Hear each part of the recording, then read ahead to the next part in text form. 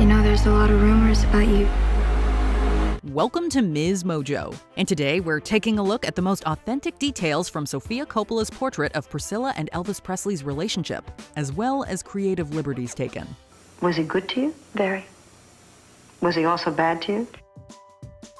Number 10, Terry West, wrong. Hi. What's your name? Priscilla Boyer.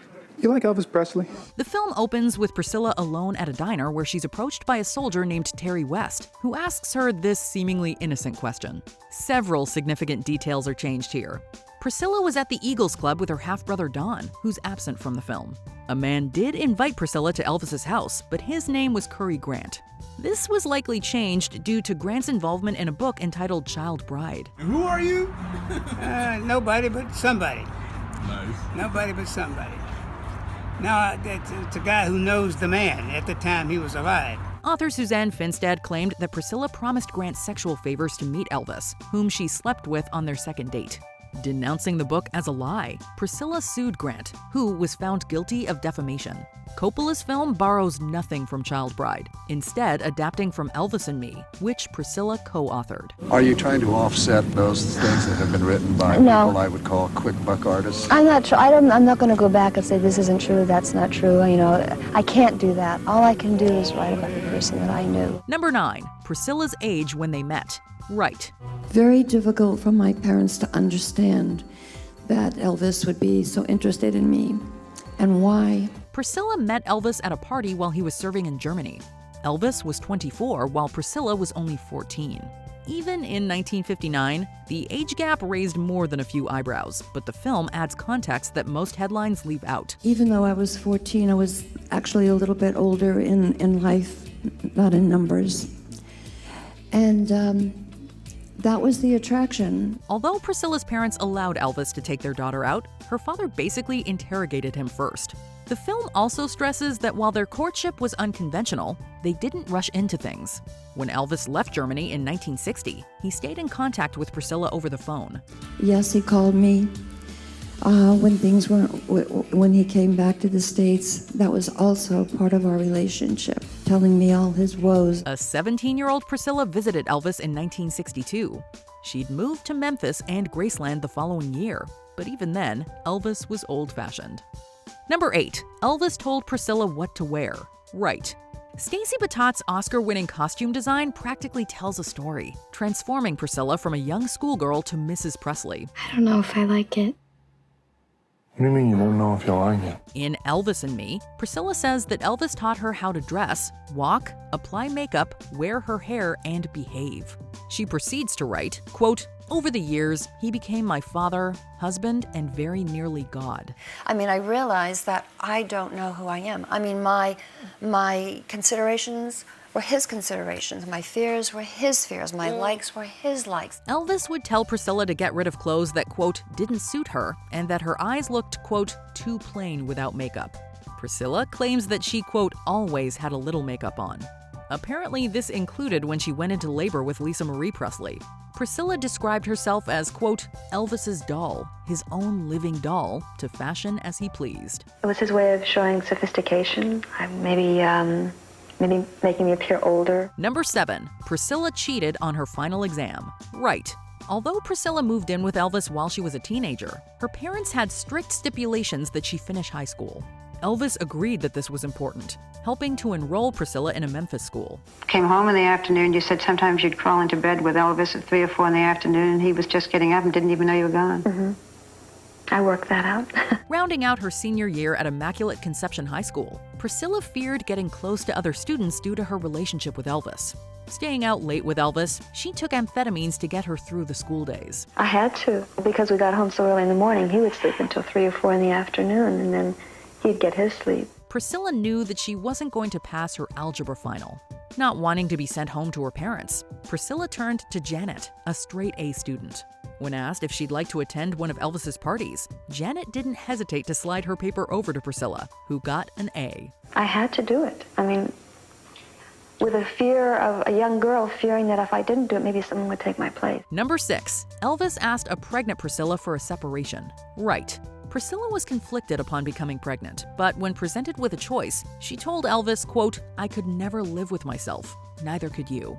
While Elvis declared his commitment to their child, his commitment to Priscilla was called into question during her pregnancy. I would have loved to have had that fantasy of being able to, have my husband just for me and spend a lot of time with him. There were times that you wanted to be alone. Only 2 months away from her due date, Elvis called Priscilla into his office.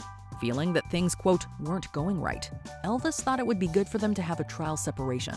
Priscilla was shocked, but she also found a, quote, new strength at that moment. Standing up, Priscilla said, quote, "You've got it. Just tell me when to leave." Although Priscilla was heartbroken, she didn't take Elvis's suggestion that seriously. After 2 days, the two acted as if nothing had happened. There was a lot that you had to accept to be married to Elvis Presley. Number 5, Priscilla didn't travel with Elvis. Wrong. Other than a few people like Elvis's father and her dog Honey, Priscilla had little company in Graceland. Even when Elvis returned to Priscilla, they spent much of their time in the bedroom. It went into weeks. Yes, we stayed like that. We had our food delivered by the door. Although Coppola paints an accurate portrait of Priscilla's isolation, her life beyond the bedroom is somewhat glanced over. Priscilla did actually travel from Memphis to LA with Elvis during her pregnancy.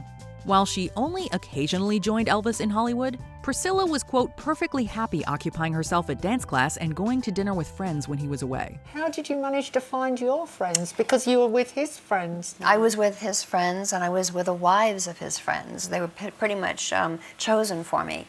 So, and I got along. I got along with them. Both valued their privacy, but Elvis found ways to get them out of the house, taking Priscilla skating and renting out venues. The film omits most of these chapters, focusing on Priscilla's loneliness. The most difficult thing for me was that Elvis had told me at a young age, what you see here, almost like a little in Vegas, you don't share with anybody. So it was difficult to be with some of the women who were married. They would say that I was quite cool. And Number 4, the drugs. Right. Between bulldozing his uncle's old house and giving Priscilla a pearl-handled Derringer, life with Elvis was unpredictable to say the least. Elvis also introduced Priscilla to pills, once putting her to sleep for about 2 days. And you almost died. And he didn't call a doctor. Well, he forgot, I think, the fact that I had never taken pills and he had given me 2 because he was used to taking 2. It didn't bother him. Although Elvis and Priscilla regularly used amphetamines, they only briefly experimented with marijuana and LSD. Bodyguard Sonny West was around to supervise when the couple went on an LSD trip with their friends. I'm sure he had a couple of the guys try it out, before he ever touched it. I was nervous about it, and Elvis actually was nervous about it too. At first, the drug didn't seem to have much of an effect. Soon enough, though, Priscilla thought that Elvis's shirt was changing colors and that it was getting larger. At one point, she was purring in Elvis's walk-in closet. Priscilla called the experience, quote, extraordinary, but they agreed it was, quote, too dangerous to ever repeat. Well, I'm starting to laugh. He starts to laugh. But it did frighten us to where we never ever touched it again. Number 3, Elvis's violent outbursts. Right. The film doesn't shy away from the darkest moment throughout Priscilla's marriage. It wasn't bad to me in a way that, intentional bad. Elvis went through an awful lot, and I think the communication that we had was very difficult and different. One night, a pillow fight turned ugly when Elvis grabbed Priscilla's arm and accidentally hit her in the eye. Elvis quickly apologized and, despite occasionally joking about the incident, continued to express regret over the coming days. Priscilla was nonetheless frightened, motivating her to take fewer pills. She was frightened again when Elvis hurled a chair at her. Priscilla merely said that she didn't like one of his demo records. You didn't like something he sang? No. And he threw a chair at you? And it had records on it, and the records went all over the place. While she dodged out of the way, one of the records on the chair hit Priscilla's face. Again, Elvis immediately apologized for his actions.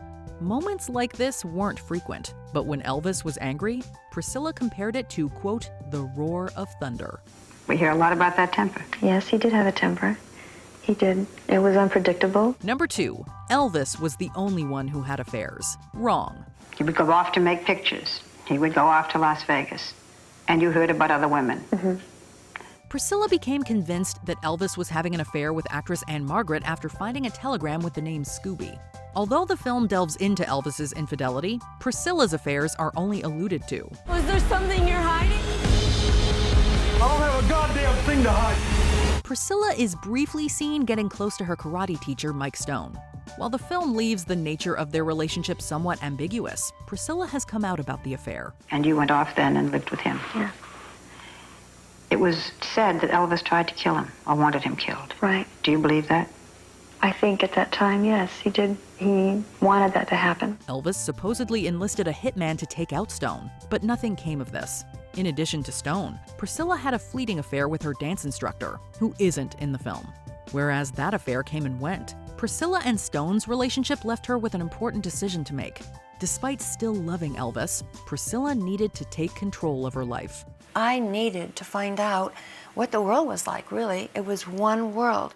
Before we continue, be sure to subscribe to our channel and ring the bell to get notified about our latest videos. You have the option to be notified for occasional videos or all of them. If you're on your phone, make sure you go into your settings and switch on notifications. Number 1. They didn't have sex before marriage. Right. Although they met when Priscilla was 14 and started living together by her late teens, Elvis remained adamant that they wait until marriage. You know, people think, oh, it was sex, it was this. Not at all. I never had sex with him. Elvis wasn't a virgin, but he was drawn to Priscilla's purity and wanted to preserve it. That said, they did find other ways to satisfy each other. Elvis would take me into his bedroom, and then we would kiss long, deep, passionate kisses, and his caresses would leave me weak with desire. Yes, it's true. Yet he never tried to go further than kissing you. No. No, he didn't. The closest they came to having sex before marriage was on New Year's Eve 1962 after having a few drinks. Elvis finally proposed on Christmas 1966 when Priscilla was 21. Priscilla was nearing her 22nd birthday when they tied the knot in Las Vegas. Reflecting on her marriage to Elvis and divorce 6 years later, Priscilla said, quote, "He was the love of my life, but I had to find out about the world." And I think any woman can relate to that. But it didn't mar our relationship. We still remain very, very close. What did you think of Priscilla? Let us know in the comments. You got women throwing themselves at you. Why my daughter? Well, Sarah, I happen to be very fond of your daughter. Do you agree with our picks? Check out this other recent clip from MsMojo. And be sure to subscribe and ring the bell to be notified about our latest videos.